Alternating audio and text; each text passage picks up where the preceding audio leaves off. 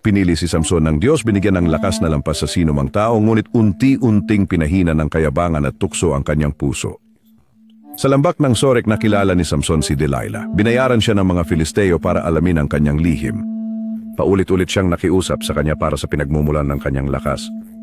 Sa wakas, pagod at bulag sa pagtataksil, sinabi ni Samson sa kanya ang lahat. Habang siya'y natutulog, ginupit ang kanyang buhok at nawala ang kanyang lakas. Nasa iyo na ang mga Filisteo, Samson, sigaw ni Delilah.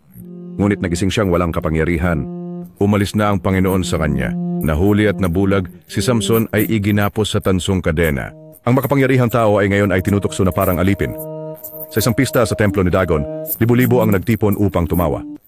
Dinala nila si Samson upang pagtawanan sa harap ng madla, ngunit sa kahinaan, bumalik siya sa Diyos. Siya'y nanalangin. Panginoon, alalahanin mo ako. Palakasin mo ako sa huling pagkakataon.